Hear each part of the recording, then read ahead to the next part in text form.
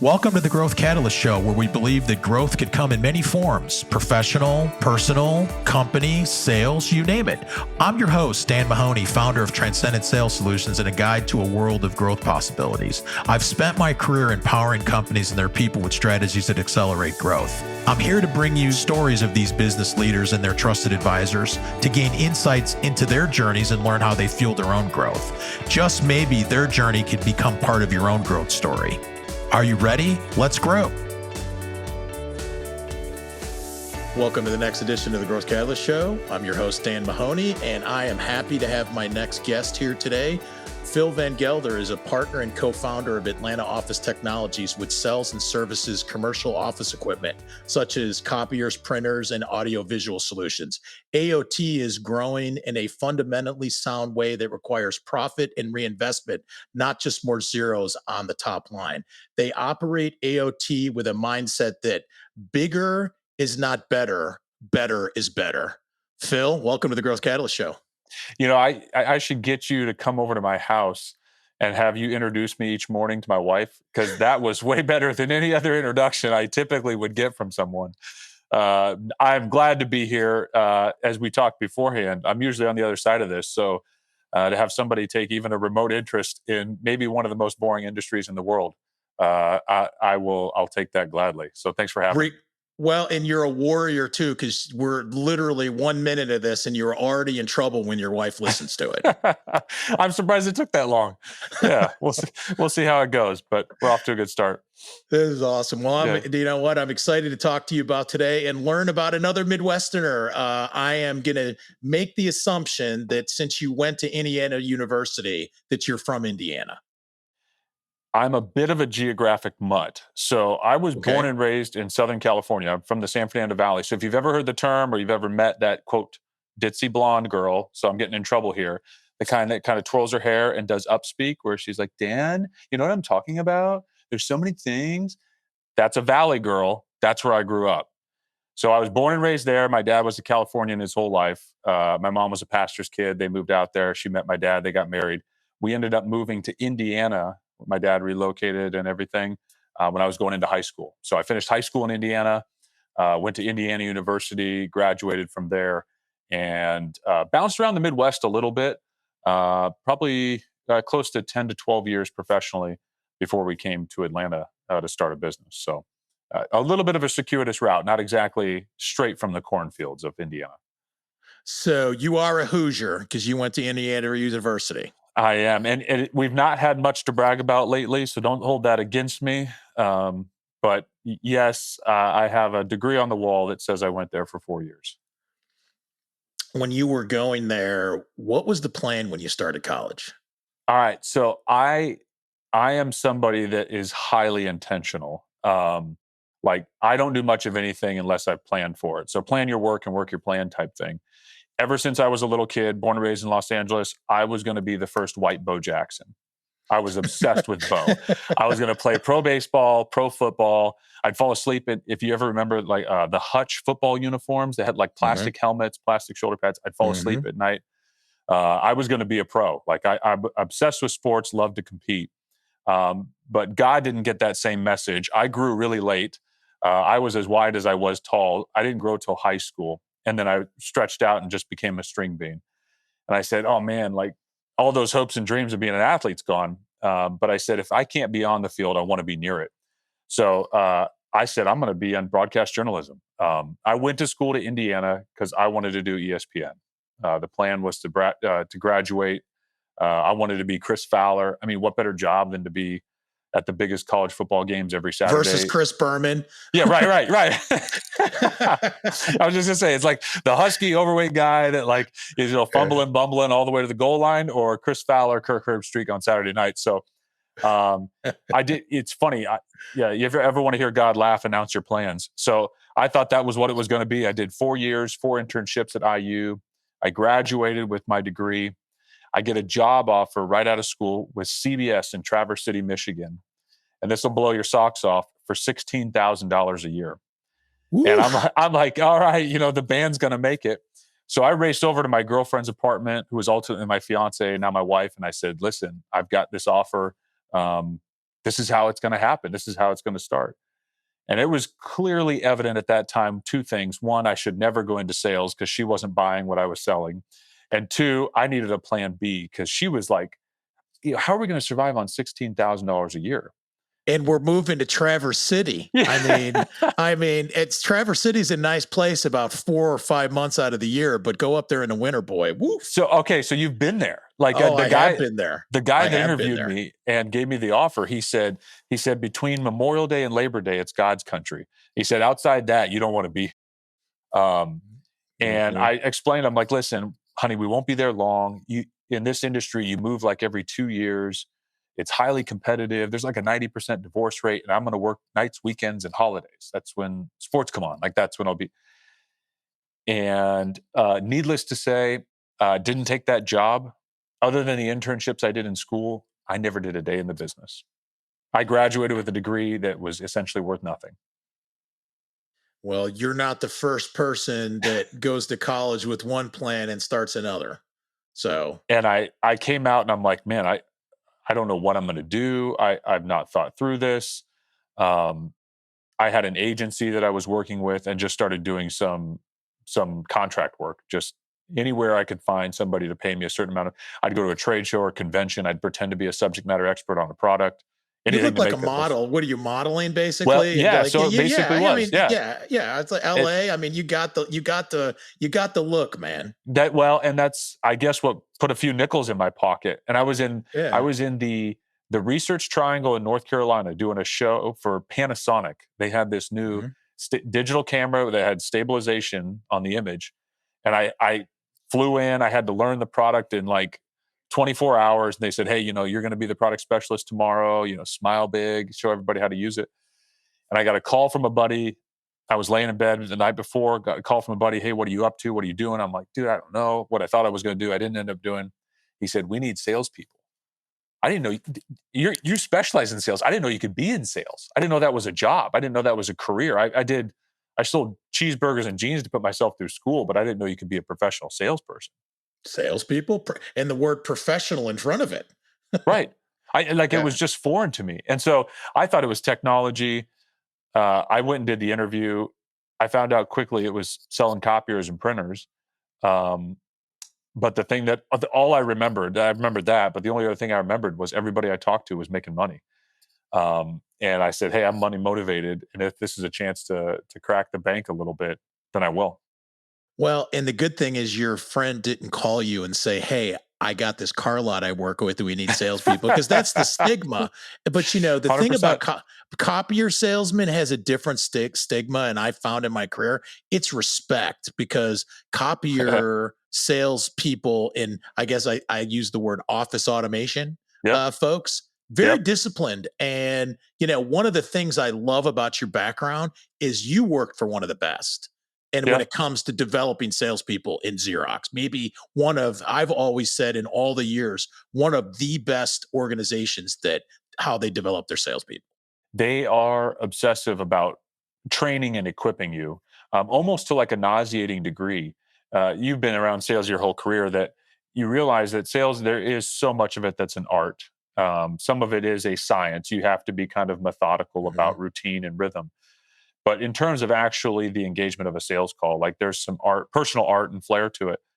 But Xerox was attempting as much as they could to kind of institutionalize it or systematize it, where almost like an assembly line, you could just expect I put people into this and they come out and they know this, they can say this, they can do that, they can find the need and develop the opportunity the way we want them to, for sure. One of my mentors taught me something. He said, "You want to go find the best salespeople in the industry when you're recruiting." He used to call up copier companies and tell them, "We got a big buy we need to do, but you know what? We're very Yep. sophisticated. We need your best rep to come in here." He was probably would get 2 out of every 5 to come work for him because he's like, "I want to see these guys because they have the reputation of being the best." You had to, it's not as much today because it's kind of limited, but back in the day, and I'm not that old, but I've been in it for almost 20 years. You had to go beat the streets. Like, I mean, you could beat up the phone and things like that, but you had to get in your car. You had to go get lost in your territory. You had to go knock on doors.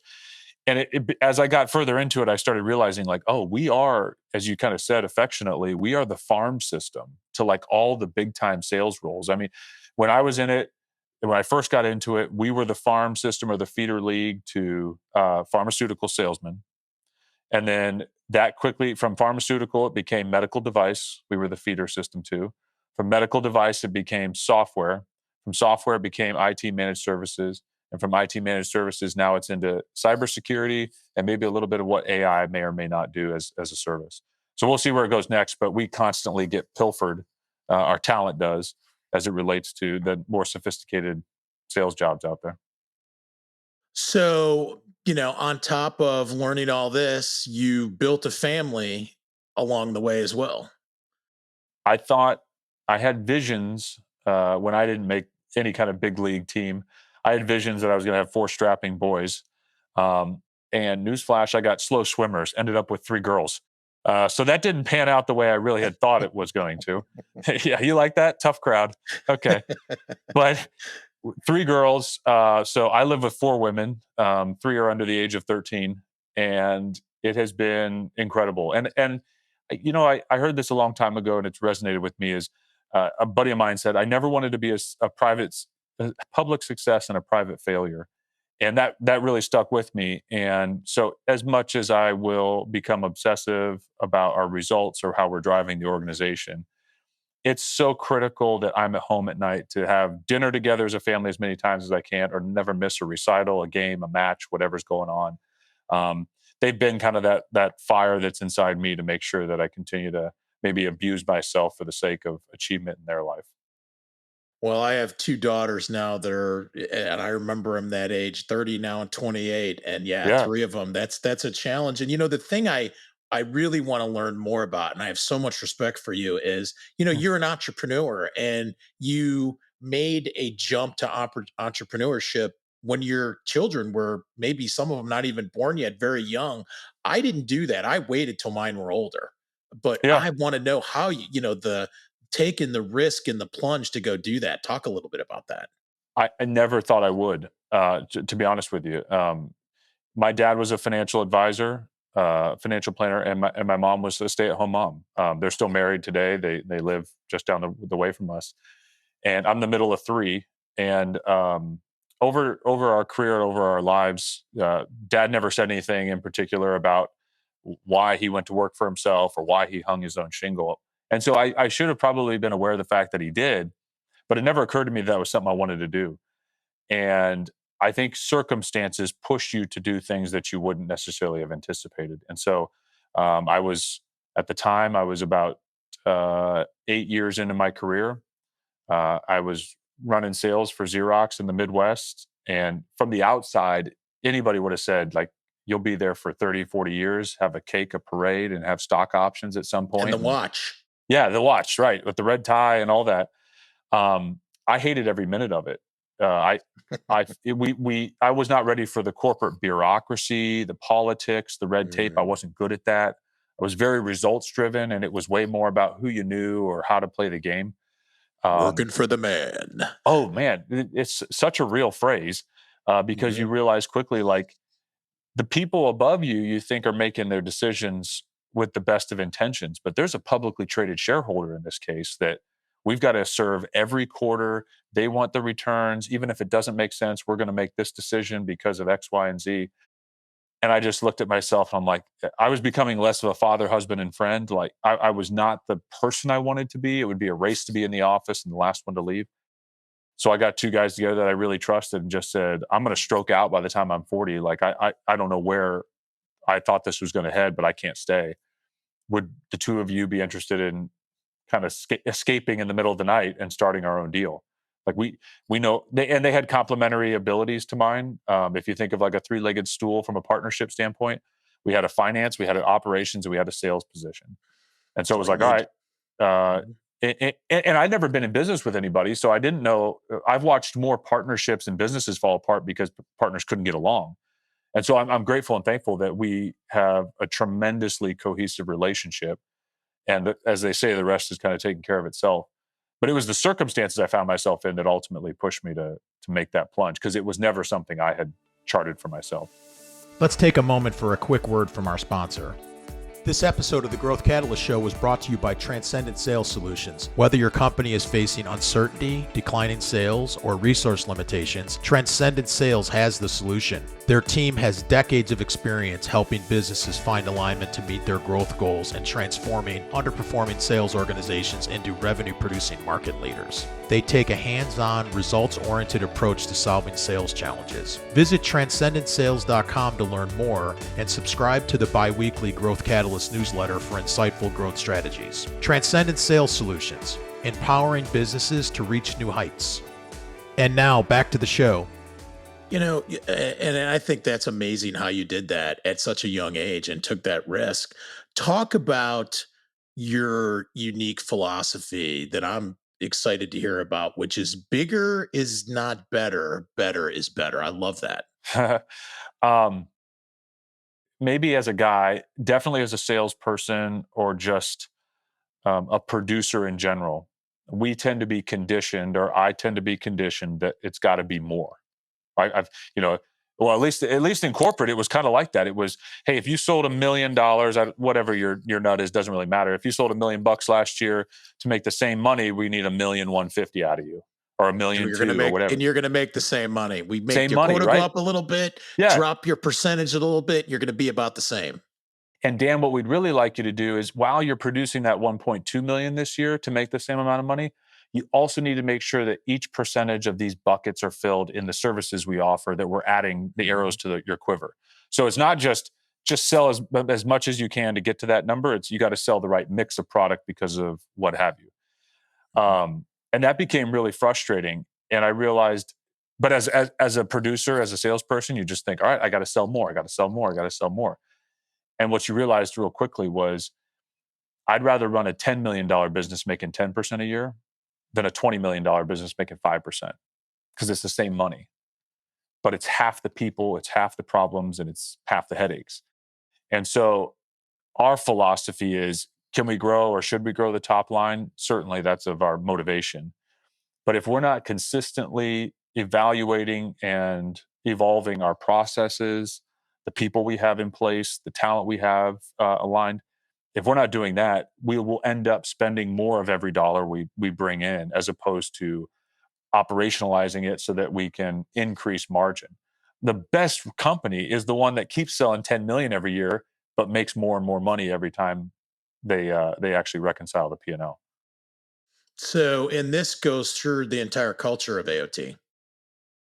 We'd like to think so. I won't bore you with the details of then how does a warehouse individual, or how does a service technician become incentivized to want to try and align themselves to that. But we do try and, people dictate their behavior to their comp plan. I mean, it's like, as much as salespeople do, everybody does.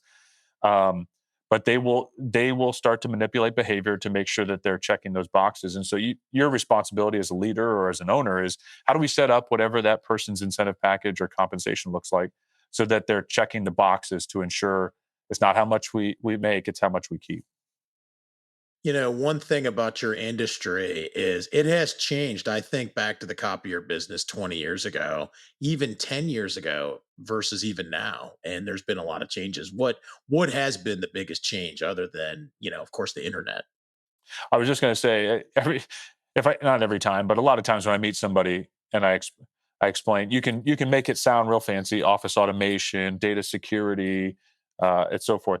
We sell copiers and printers. We are a commodity. Our service is what differentiates us. But what has changed in the last 15, 20 years?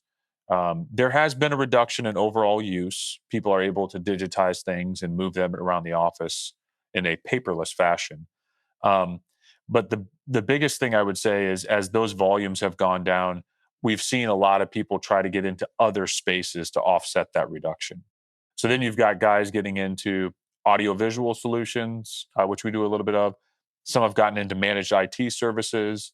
Some have gotten into data security or cyber security.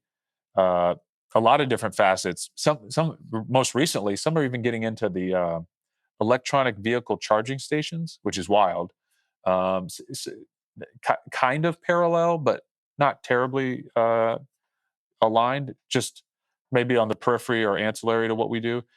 Um, and I think all of it's just chasing that margin or chasing those dollars as print volume declines. Most people are. My analogy, though, is what we have seen.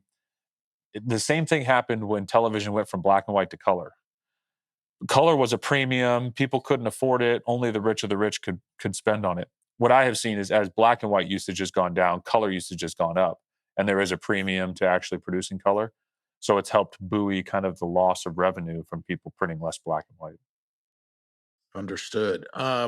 Where do you see the industry going? I mean, if we talk specific copiers, and then I want to talk a little bit about the other stuff you do Yeah. as well.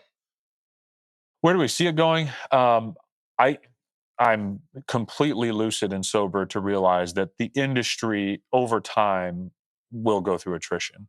I think we're probably at least 2 generations away from that before we're theoretically a paperless society. Baby boomers are So, some of my so when you favorite say people. that, like my 18-year-old goes, "What's a fax machine?" You're saying in a couple Yep. generations they're gonna go, "What's a copy machine?" Potentially, for sure. Okay. I think and I think a lot of documentation exists because of the ability to require acknowledgement that something happened, a contract, an agreement, a license, what have you. And I think a lot of that's going to become accepted through, a retina scan instead of a physical signature, or some kind of unique identifier, almost like a cryptocurrency that people will utilize as opposed to wet signatures and documentation. It'll be something that ties the security or the legitimacy of information to some original chain of custody. So I think eventually that attrition will occur. Um, I know this sounds very short sighted and it kind of is what it is, but my observation of that is I only need it to last for about 25 more years. Well, And and then whatever happens happens, right? whatever happens, what happens after that. I'm not terribly concerned about it. But Yeah, yeah, I talk about the audio visual side of it because I was just in an office yesterday and it's like, oh my God, this is the most elaborate setup. I like there's plugs everywhere. I don't see a wire. It didn't like Mac, but I'm a Mac guy. But talk a little bit about what you're doing in that industry because I'm fascinated by that because people are still going to use that. I don't think I could have predicted or expected what did happen if it hadn't been for COVID. um, COVID rewired everybody's brains that now business can get done in a very legitimate fashion in a virtual sense. Heck, 5 years ago, you and I are sitting in the same room doing this. And Mhm. now today, we do it over laptops and connectivity. But I say all that because the concept of the office has become virtualized. It's become relative. I may be in the office physically today. I could be on the other side of the country visiting with you tomorrow. And as a result, the idea of synchronized audio and synchronized video, connecting people through, I don't literally mean Teams, the Microsoft thing, but the idea or concept of developing a team. You've got very disparate sales staff now. You've got disparate administrative staff. You've got an assistant overseas. Like it's just all of that stuff exists in a totally unique fashion. People need the tools and ability to communicate now, and they realize they do more than they ever did before. So some of that sales process has been mitigated by the fact of what we went through. People are far more familiar with it, and it's where a lot more budget line items are getting attributed to be able to facilitate it. Talk about an ideal customer for you and the type of business AOT is going to work with. Um, Based in Atlanta, we have about 1,500 clients. We do business in 44 states, so I can go anywhere you need me to. But I would say that bread and butter is that 25 to 500 person company, locally owned and operated.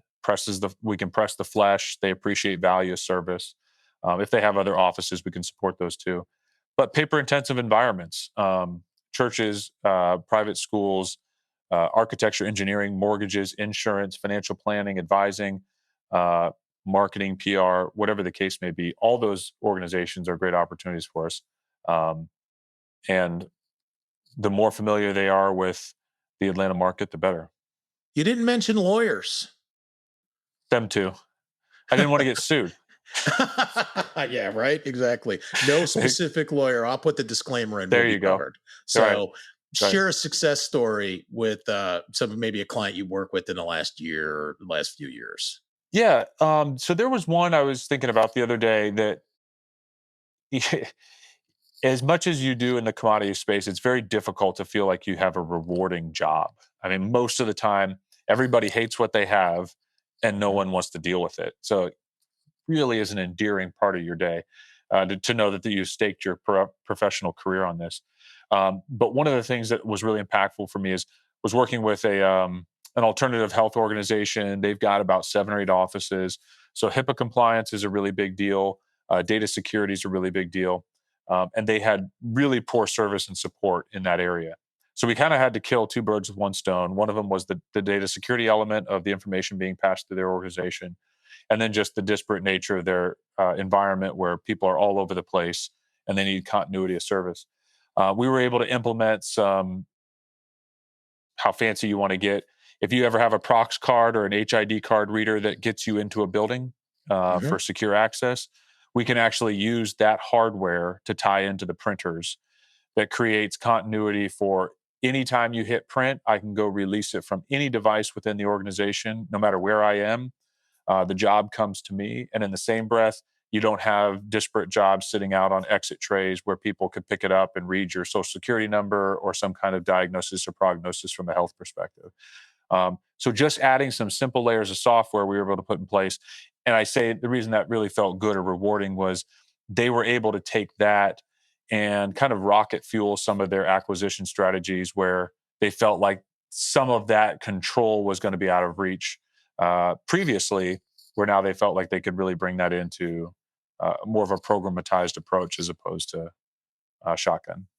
Oh, I love that. And I could think about just that story about even healthcare and we'll say chain of custody of Yep. documents, who printed it and document control. Yeah. Versus, the code that everyone could look over the shoulder and somebody types in. Yeah. That's amazing. That's great. Yep.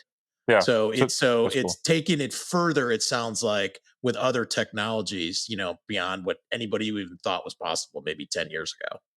It's the base layer of what we've always done, and you're just adding a small sliver of something new and unique on top of it that kind of changes the dynamic. And again, you mentioned this either before we got on or right at the beginning, is it just makes us a touch stickier. We're Mhm. not just a printer provider, we're also adding to the elements of security they have within their Yeah. organization. You're not a vendor. I look at it too. You're not a vendor in that Yeah. situation. You're a partner. Yep. 100%. Phil, this has been a great conversation. If anyone is interested in learning more about AOT or connecting with you, what's the best way to do that? Direct them to our website, or you can certainly reach out to me via our contact info. Our website, your AOT, YOUR, AOT.com, or my email address, pvg at youraot.com. It's just my initials, PVG. And I think you're on LinkedIn as well, if I Yeah, recall. LinkedIn. I'm not great at social media. I'm trying to catch up to you. I am on LinkedIn. I'm doing my best to produce some content so that I'm not just a consumer as best I can. Well, So look me up. I definitely will. And I encourage everyone else to do. Phil, this has been a great conversation. Thanks for taking some time out of your busy day to join me on the Growth Catalyst Show.